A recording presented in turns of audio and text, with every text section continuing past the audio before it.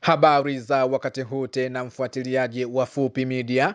Karibu tuangazie kile kilichojiri ulimwenguni, na wakati huu tuelekea huko Tel Aviv nchini Israel.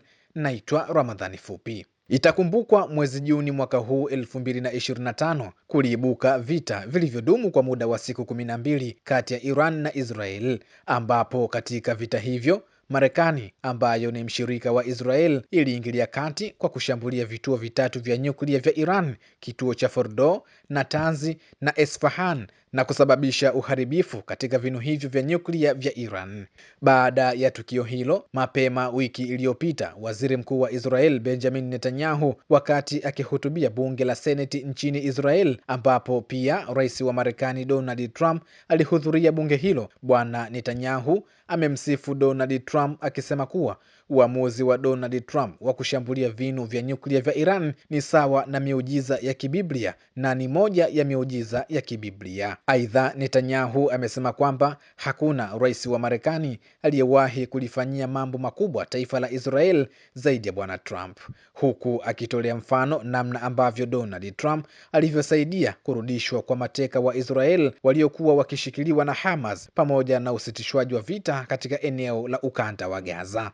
Licha ya Rais Trump kufanikisha usitishwaji wa vita katika ukanda wa Gaza, lakini mnamo siku ya Jumatano Oktoba 15 mwaka huu, Trump alitishia kuiruhusu Israel kuanzisha tena mashambulizi katika eneo la ukanda wa Gaza. Akizungumza kwa njia ya simu katika mahojiano na shirika la habari la CNN, Donald Trump amesema kwamba akisema neno tu basi Israel itaweza kurudi tena katika ukanda wa Gaza, akidai kuwa atafanya hivyo iwapo wapiganaji wa Hamas watakataa mpango wake aliyoubuni, ambao kwa mujibu wa Donald Trump anasema kwamba mpango huo unalenga kumaliza mauaji halaiki katika eneo zima la ukanda wa Gaza. Lakini baada ya kusemwa kauli hiyo na Bwana Trump, hatimaye jana siku ya Jumapili Oktoba 19, vikosi vya jeshi la Israel IDF vimefanya mashambulizi 20 ya anga kusini mwa ukanda wa Gaza na kusababisha vifo vya Wapalestina 42 kulingana na taarifa iliyotolewa na shirika la ulinzi wa raia huko Palestina.